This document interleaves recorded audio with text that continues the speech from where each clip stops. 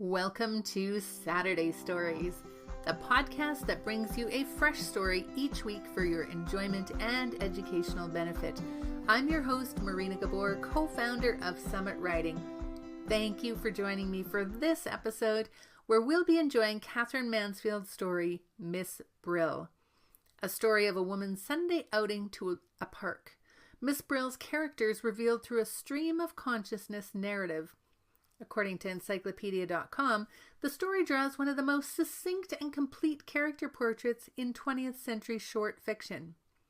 In this story, I invite you to listen for 3 chocolate words. We call them chocolate words because they are delicious words that enrich a story. First, we have tingling, to have a feeling like the feeling of many small sharp points pressing into your skin. Also, listen for drooping. Drooping is to sink, bend, or hang down. And finally, soundlessly, making no sound. So quick, grab a pen, jot down the chocolate words. Number 1, tingling. Number 2, drooping. And number 3, soundlessly. Be sure to stay to the end where we'll do a quick recap of where those words appeared in the story. Without further ado, grab yourself a beverage, and for the next 12 minutes or so, allow yourself to relax and get to know Miss Brill in this stream of consciousness short story by Katherine Mansfield. Although it was so brilliantly fine, the blue sky powdered with gold and great spots of light like when white wine splashed over the Jardins publics, Miss Brill was glad that she had decided on her fur. The air was motionless, but when you opened your mouth, there was just a faint chill, like a chill from a glass of iced water before you sip, and now and again a leaf came drifting from nowhere, from the sky. Miss Brill put up her hand and touched her fur. Dear little thing, it was nice to feel it again. She had taken it out of its box that afternoon, shaken off the mouth powder, given it a good brush, and rubbed the life back into the dim little eyes. "What has been happening to me?" said the sad little eyes. Oh, how sweet it was to see them snap at her again from the red eider down. But the nose, which was of some black composition, wasn't at all firm. It must have had a knock somehow. Never mind, a little dab of black sealing wax when the time came, when it was absolutely necessary. Little rogue. Yes, she really felt like that about it. Little rogue biting its tail just by her left ear. She could have taken it off and laid it on her lap and stroked it. She felt a tingling in her hands and arms, but that came from walking, she supposed. And when she breathed, something light and sad, no, not sad exactly, something gentle, seemed to move in her bosom. There were a number of people out this afternoon, far more than last Sunday, and the band sounded louder and gayer. That was because the season had begun. For although the band played all year round on Sundays, out of season it was never the same.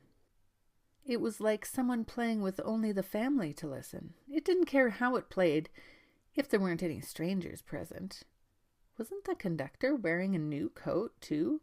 She was sure it was new. He scraped with his foot and flapped with his arms like a rooster about to crow, and the bandsmen sitting in the green rotunda blew out their cheeks and glared at the music. Now there came a little fluty bit, very pretty, a little chain of bright drops. She was sure it would be repeated. It was. She lifted her head and smiled. Only 2 people shared her special seat.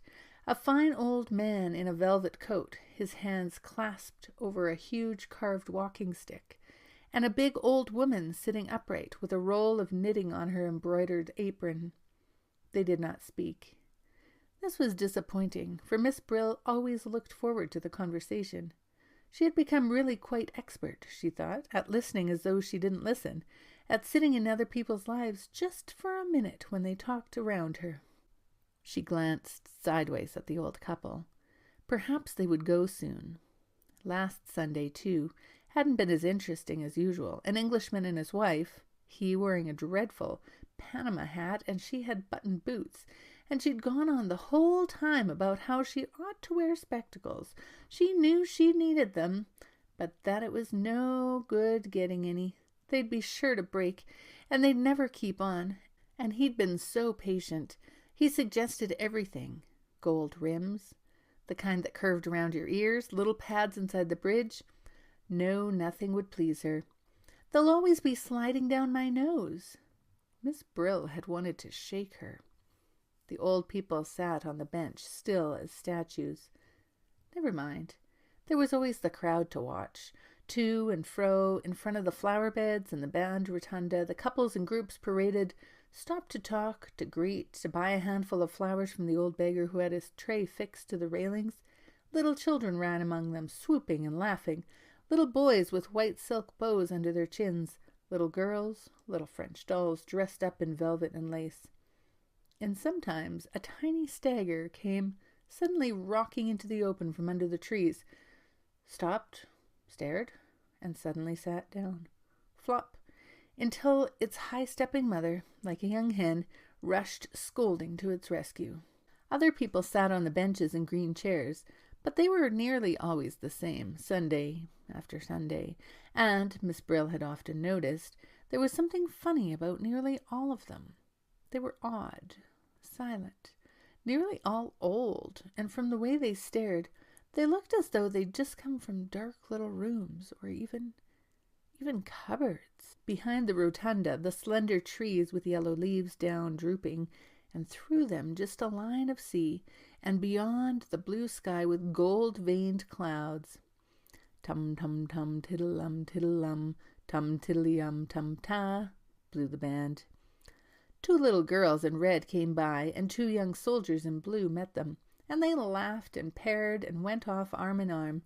2 pleasant women with funny straw hats passed, gravely leading beautiful smoke-colored donkeys. A cold, pale nun hurried by. A beautiful woman came along and dropped her bunch of violets, and a little boy ran after to hand them to her, and she took them and threw them away as if they'd been poisoned. Dear me!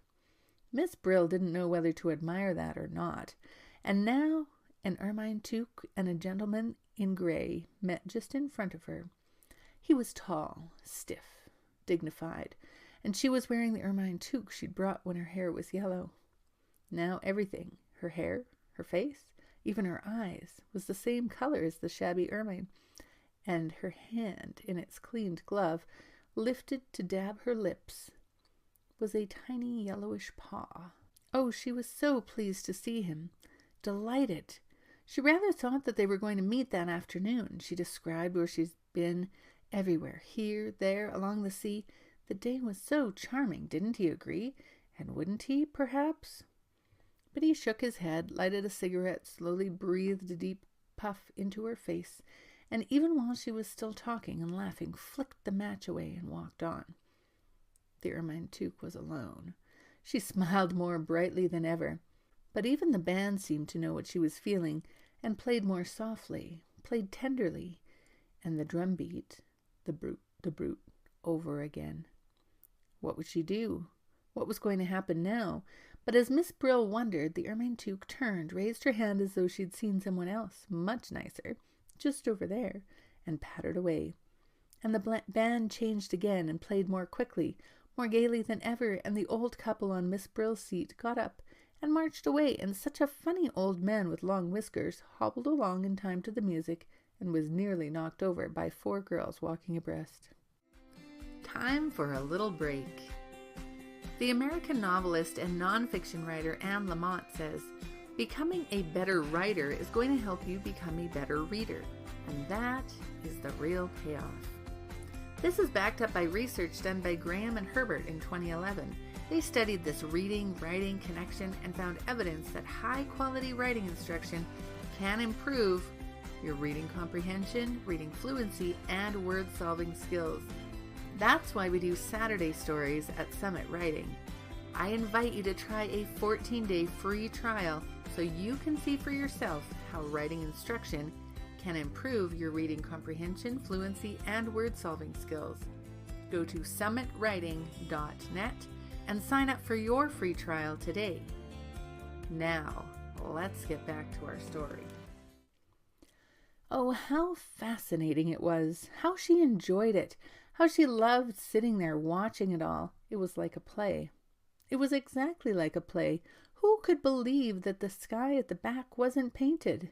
But it wasn't till a little brown dog trotted on solemn and then slowly trotted off like a little theater dog, a little dog that had been drugged, that Miss Brill discovered what it was that made it so exciting. They were all on the stage. They weren't only the audience, not only looking on, they were acting. Even she had a part and came every Sunday. No doubt somebody would have noticed if she hadn't been there. She was part of the performance after all.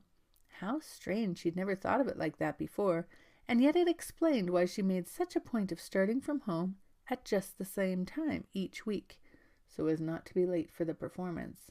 And it also explained why she had quite a queer, shy feeling at telling her English pupils how she spent her Sunday afternoons. No wonder. Miss Brill nearly laughed out loud. She was on the stage. She thought of the old invalid gentleman to whom she read the newspaper 4 afternoons a week while he slept in the garden. She had got quite used to the frail head on the cotton pillow, the hollowed eyes, the open mouth, and the high-pinched nose. If he'd been dead, she mightn't have noticed for weeks. She wouldn't have minded. But suddenly, he knew he was having the paper read to him by an actress. An actress! The old head lifted, 2 points of light quivered in the old eyes. An actress, are ye? And Miss Brill smoothed the newspaper as though it were the manuscript of her part, and said gently, "Yes, I have been an actress for a long time." The band having been having a rest, now they started again. And what they played was warm, sunny, yet there was just a faint chill, a something. What was it? Sadness, no, not sadness, a something that made you want to sing. The tune lifted, the light shone, and it seemed to Miss Brill that in another moment all of them, all the whole company would begin singing. The young ones, the laughing ones who were moving together, they would begin, and the men's voices, very resolute and brave, would join them. And then she too, and the others on the benches, they would come in with a kind of accompaniment, something low that scarcely rose or fell, something so beautiful, moving. And Miss Brill's eyes filled with tears, and she looked smiling at all the other members of the company. Yes, we understand, she thought, though what they understood she didn't know. Just at that moment a boy and girl came and sat down where the old couples had been. They were beautifully dressed. They were in love. The hero and heroine, of course, just arrived from his father's yacht and still soundlessly singing. Still with that trembling smile, Miss Brill prepared to listen. "No, not now," said the girl. "Not here. I can't." "But why? Because of that stupid old thing there at the end?" asked the boy. "Why does she come here at all? Who wants her? Why doesn't she keep her silly old mug at home?"